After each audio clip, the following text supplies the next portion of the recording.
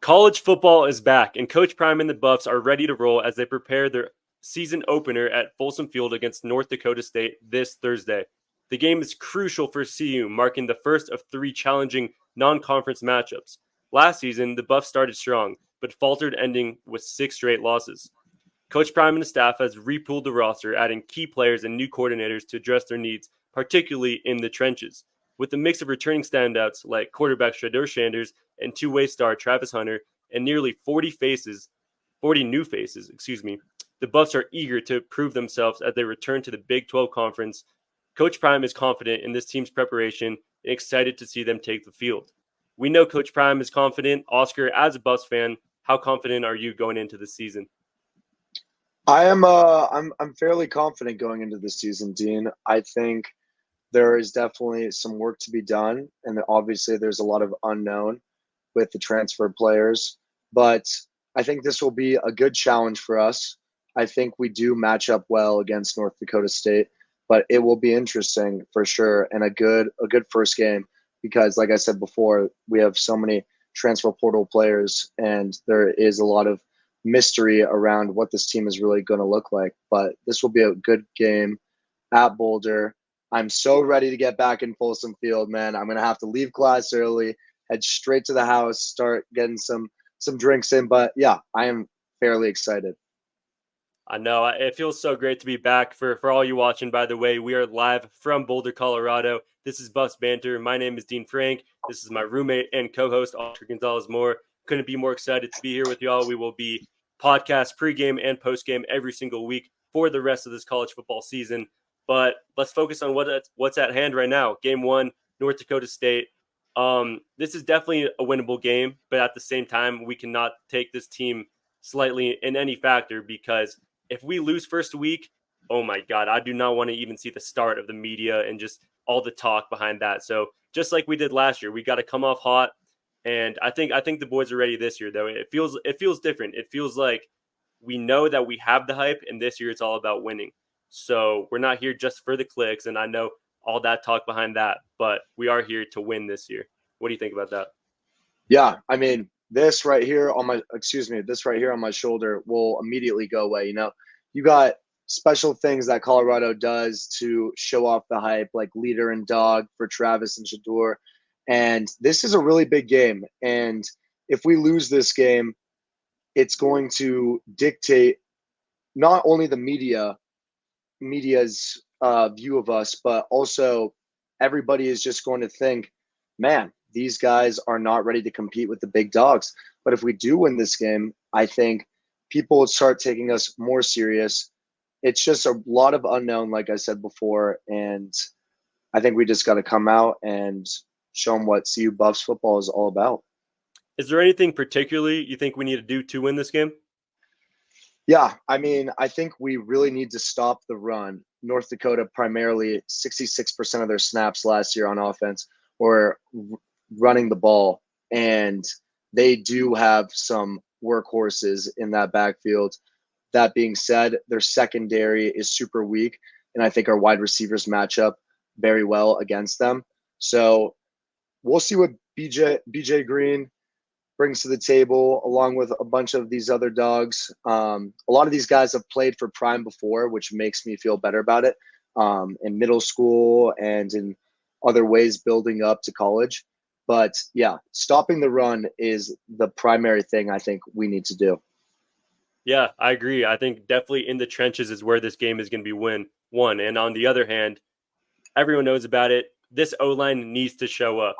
Obviously, Shador was sacked the most time in the country last season. So we can't, there's no winning formula with a shitty O-line, excuse my French. But I think having Jordan Seaton, having a whole new O-line, actually, it's really up in the air right now. But after this first game, if we can give Shador even just a couple more seconds than last year, we have even a better wide receiver core this year. So we know our offense will be rolling, and I do agree that this game will be won in the trenches, and we need that D-line to show up. You mentioned BJ Green, and I know Coach Rhyme has been very high on him this past season. He was a transfer from ASU, but supposedly is supposed to go to the league. So hopefully we can get some pressure on the quarterback along with Bentley. And then I know our linebackers will always be there. We got with Bentley and Trevor Woods. And then we probably have one of the best secondaries in the country as well, which no one really talks about. But with with Travis Hunter, with McKinney, with Preston Hodge, and Cameron Simmons Craig is there as well. But I think the winning formula here is just keep possession.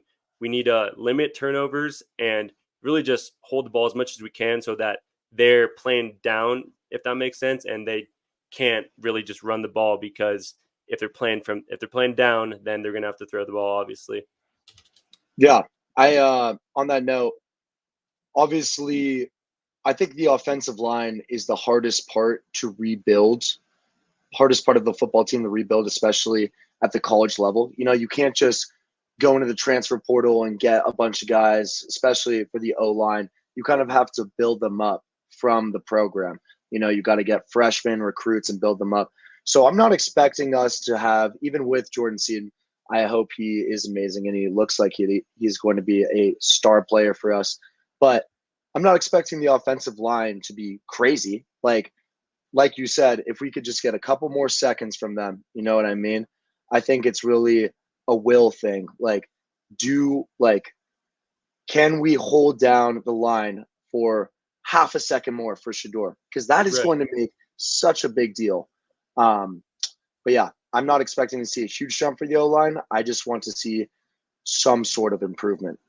Sure. I mean, he was sacked over 50 times this past season. And I'm saying if we can limit that number to even in the 30s, mid 30s, like we know what Shadir can do on his own. So if we give him that time, which I think at the moment, the spread and the line is at minus 8.5, and then the over is at 50. So Vegas is expecting a big scoring game. And we know Shadir and the boys can bring it.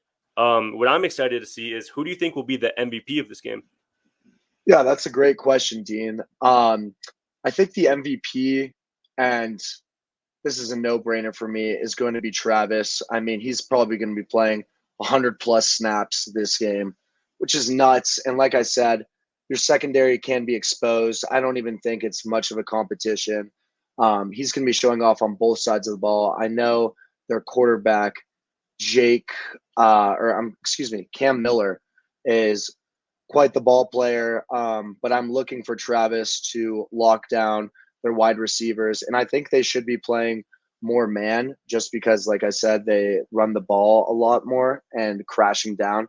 So I don't think Travis, if they are throwing the ball, I expect Travis to be locked down. And I also, on the other side of the ball, I expect Travis to be just destroying cornerbacks. But yeah, that's my guess for MVP of the game. Who do you have? Man, obviously the answer I got to go with is Shadur. I think he's going to have a big passing game. We saw last year that TCU game, he broke the CU record with over 400 yards. So I think he's going to come out hot. I know he knows that he has to show up big, really just to shut down the crowd and make everyone realize that he is a real deal because coming in this preseason, he has been ranked pretty highly everywhere, like high potential draft, probably the best Big 12 quarterback. So he knows that the spotlight is on him, and I think he's going to show up big. And on the other hand, I think my sleeper pick for this game is I got Dallin Hayden, our new running back coming from Ohio State. There's talks about him not even starting at the moment, but I think that it will quickly be shown that he has the more potential at running back, and he's just more skilled. So I think definitely see a rushing touchdown from him. And I guess let's just talk receivers too while we're at it. I think I'm going to go with Will Shepard. He's the big body red zone target. I think he'll grab a touchdown as well. We know he's played in the SEC, so he's not afraid at the moment either. And I think he's going to come out and show out that he is the real deal. Yeah, I mean, I think all those guys are great picks. What I generally just took from what you just said is we have a really good team. You know what I mean? Especially on offense, the offensive side of the ball, like so many star players, so much star talent. Like anyone could go for 100 yards. It's awesome, and I am so excited to see this team on the field. And like Shador said, um, he's done doing the media. You know what I mean? He's done doing interviews. He just wants to get out there and play. So I'm very excited to see what these guys are going to bring to the table. For our senior year, man, we've come so far. This team was 1-11 when we first got to this school. People were leaving the games not even a quarter into it. And now tickets are going for like $250 plus against North Dakota State for a 6 p.m. Thursday game at Colorado. Man, it's just crazy. And I could not be more ecstatic to watch this and get this journey on the road. The atmosphere in Folsom is going to be unmatched. We probably had the best fans in the country. And I've been thinking about this a lot. Remember last year, when we started 3-0, we had all of the momentum in the world, and those games meant so much. Obviously, the season ended up not going exactly how we wanted to. But as far as momentum, what does this mean what does this game mean for the rest of the season? Yeah, I think this game is more than an opener for Colorado. It's a statement opportunity. A win would mean the Buffs are ready to turn the corner and compete with some of the top programs. I don't have them as of now going to the college football playoffs. I mean, that would be awesome. I would love to see us in a bowl game this year, but a loss would mean there's a lot of work that'll still be done, that needs to be done, excuse me. And I mean, we're in the Big 12 now. This debatably a harder league than the Pac-12. I think the Jayhawks, OSU, so many teams in this division, in this conference, are so underrated. And, Colorado is so hyped up. We've seen that from the Madden game, like the ratings from this team. But yeah, I mean, this is just a very anticipated game, and all eyes will be on the Buffs, and it'll be a very good way to start the season, I think, if we can get this W at home at Folsom. As degenerates like we are, we can't go through this podcast and not give our predictions, which I would love to do for every single game and just see how we stack up each week. So, Oscar, week 1, North Dakota State, what is your prediction for the final score? I got the Buffs rolling through at Folsom Field, winning this game 35-17.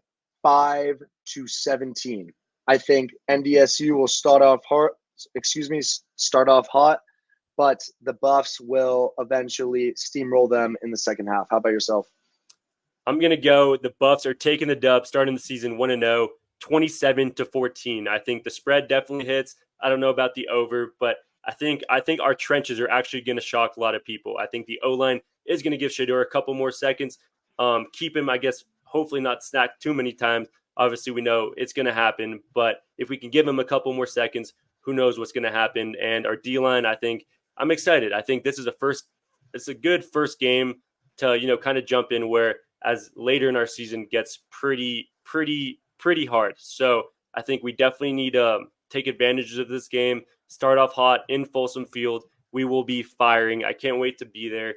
And, we're going to start off hot, and starting Thursday, everybody is going to be talking about CU football once again. Man, yeah, seriously. If CU football is back, Buffs banter is back, man. Like, football, it's a great time of the year, man, to just get into it. On that note, or I guess kind of changing subjects, do you like the spread? 8.5, 78% of the bettors are on the Colorado side of that spread. What are your thoughts? Man, it's tough to get back into betting because it's like before football, it's such a quiet time. I don't really like looking at baseball bets, but I'm going to run with Boulder Spirit, and then I'm going to take the under as well. If I was a bettor, this isn't any betting advice, but I think so. I think the spread will hit. I think we're going to come out firing, just like I said. Being at home, there's no way we lose this game. And if we lose, I will clip that, and that's not going to be fun to watch, but it'll be good for views. Anyways, I think we take this win, but how about yourself? Yeah, no, I love the spread. I hate how Vegas always moves it though. It makes me, it was like 6.5 and now it's 8.5. I'm like, why are they doing this? Like, do they know something?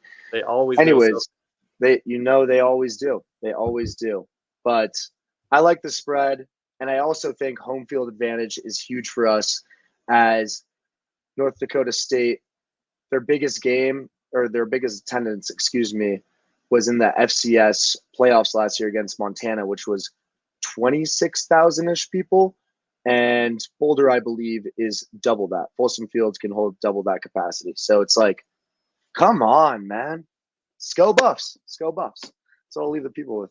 Just like he said, we appreciate you guys for tuning in to Buffs Banter presented by Believe Network. Make sure to tune in to our next show where we will be discussing post game, hopefully after we are 1-0 at that point. But yeah, we will be here for the rest of the season, pregame and postgame shows. Just like I said, make sure to tune in, join the Stampede, follow us on all platforms. We are big on Instagram, TikTok, and all that. So we appreciate y'all.